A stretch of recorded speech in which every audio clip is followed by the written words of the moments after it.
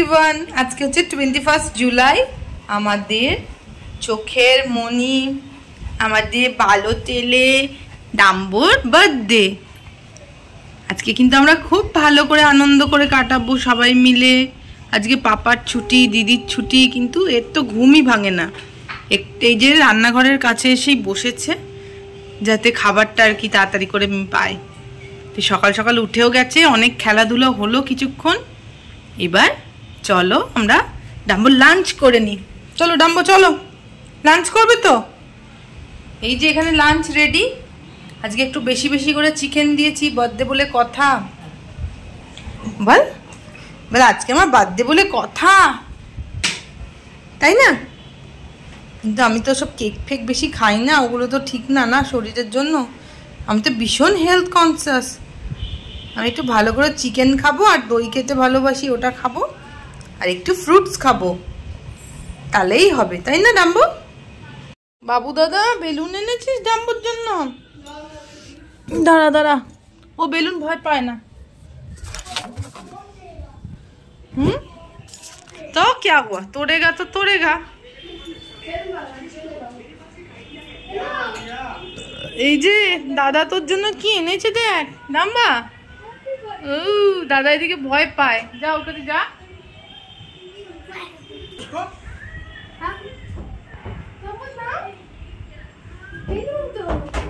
Balloon boy ना ना, डरता नहीं है वो, किसी से भी डरता नहीं है।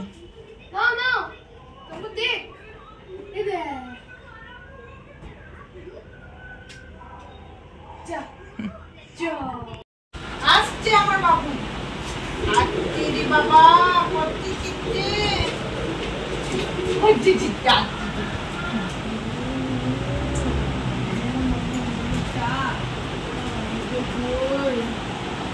আরে এবার জানলাই যাবে, ওকে কাড়িয়ে কাড়িয়ে দাও।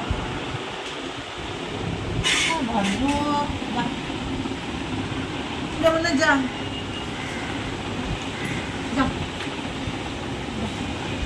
জল জল আছে। আকাশের অবস্থা দেখো, কালো করে এসছে আর ঝমঝমিয়ে বৃষ্টি হচ্ছে বাইরে। আর এই ঘরটায় না এত ভাল লাগে, ঠান্ডা ঠান্ডা হাওয়া আসে জানলা দিয়ে। আর আমি একটু শুতে এসেছি, দুজনে মিলে চলে এলো। আর কি শোয়া আমার হবে। এই যে ইনি আবার জানলায় বসেছিলেন, একটু একটু হালকা হালকা ভিজে গেছে, তাই এবার ওকে ড্রাই করে দিতে বললাম মিঠিকে। টাওয়েলটা নিয়ে এসে একটু মুছিয়ে দে। বসুন, কত বেলুন আছে এখানে ফোলা।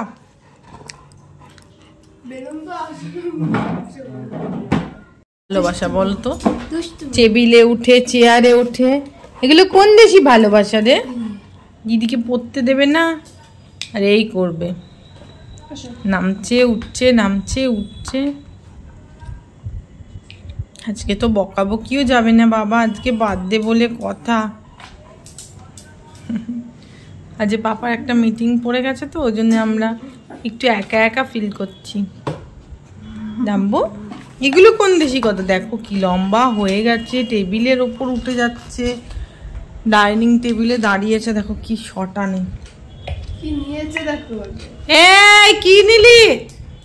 যা, ওষুধের এটা গলায় লেগে যাবে, নিয়ে নে নিয়ে নে। এবার পাপা আসার সময় হয়ে গেছে, আর আমিও এদিকে প্রিপারেশন স্টার্ট করে দিয়েছি।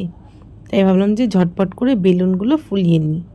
বেলুন ফোলাচ্ছি, আর এই ছেলের ভয় দেখো, কি হবে জানি না। বেলুন তো কষ্ট করে ফোলাচ্ছি, কিন্তু কি হারে ভয় পাচ্ছে, আমার কাছে যাচ্ছে, আর এই যে দেখছে, আর দেখো 7 হাত দূরে দৌড়িয়ে ঘরে চলে গেল। ঘর থেকে ঘুরে এসে আবার ওই দিকে যাবে, এখান দিয়ে ওখান, ওখান দিয়ে ওখান, কোন দিকে পালাবে বুঝতে পারছি না। ওই যে দেখছে, কি মুশকিল বলো, এত যে হঠাৎ হঠাৎ করে কিসে কিসেও ভয় পেয়ে যায় আমরা বুঝতে পারি না। আমার বাচ্চাটা ইচ্ছে আদর দিতে, বেলুন দেখে এত ভয়, বার্থডে ভয়, বেলুন দেখে ভয়। তাই আমি কি করবো বল, সব বন্ধ করে দিই, বেলুন টেলুন ফাটিয়ে দিই। গাম্বু কই রে, নেই ওইদিকে। আমি তুনতে মনে তো কই, happy birthday to you, happy birthday to. মাম্মার সাথে কেক কাটবে, মাম্মার সাথে কেক কাটবো। Happy birthday, happy birthday to you.